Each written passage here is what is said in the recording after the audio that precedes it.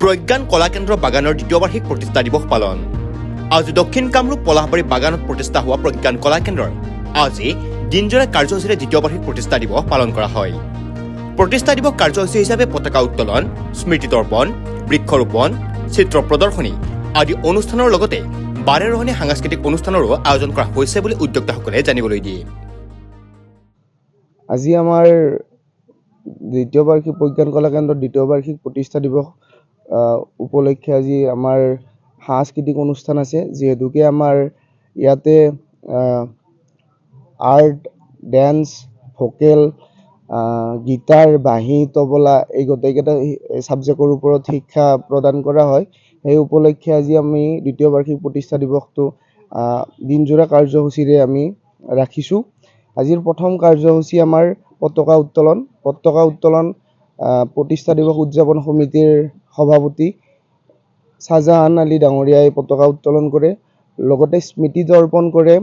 ধীৰাজ চন্দ্ৰ ৰাভা তেখেত ৰঙামাটি প্ৰাথমিক বিদ্যালয়ৰ ভাৰপ্ৰাপ্ত প্ৰধান শিক্ষক লগতে তৃতীয় কাৰ্যসূচী বৃক্ষৰোপণ আমাৰ বিজয় চন্দ্ৰ দাস প্ৰধান শিক্ষক নগাঁও গৰাখহনীয়া প্ৰাথমিক বিদ্যালয় লগতে ধীৰেন চন্দ্ৰ ৰাভা তেখেত আমাৰ বাগান বজাৰ ব্যৱসায়ী সন্থাৰ সভাপতি লগতে আমাৰ থানেশ্বৰ ৰাভা ডাঙৰীয়া বিশিষ্ট ব্যৱসায়ী আৰু আমাৰ আজি কাৰ্যসূচী মঞ্চ উদ্বোধক হিচাপে আছে আমাৰ আনন্দ দাস ডাঙৰীয়া বিশিষ্ট শিল্পী লগতে আজি আমি আমাৰ অঞ্চলৰ সুনাম কঢ়িয়াই অনা দুজন ব্যক্তিক আমি সম্বোধিত কৰিম যুগল কিশোৰ তেখেতক আমি নিমন্ত্ৰণ কৰিছোঁ লগতে মাটিৰাম ৰাভা ডাঙৰীয়া এই দুজন ব্যক্তিক আমি নিমন্ত্ৰণ কৰিছোঁ অঞ্চলটোলৈ সুনাম কঢ়িয়াই অনাৰ বাবে বিভিন্ন ঠাইত তেখেতসকলে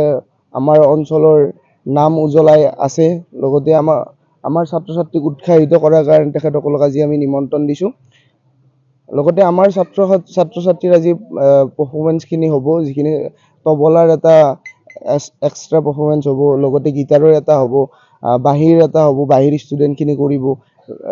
সমবেত সংগীত আছে বিভিন্ন ধৰণৰ কালচাৰেল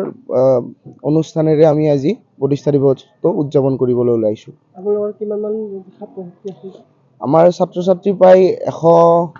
110জন হ'ব মানে লগতে আমাৰ মিৰ্জাত প্ৰজ্ঞান কলা কেন্দ্ৰ আছে আৰু মুদুকীত আমাৰ শিকোৱা হয় আৰ্ট ছাবজেক্টটো আমাৰ বাগানত আমাৰ গোটেইকেইটা ছাবজেক্ট শিকোৱা হয় পলাশবাৰীৰ পৰা জিতুমণি শৰ্মা ৰিপৰ্ট নিউজ এনি 365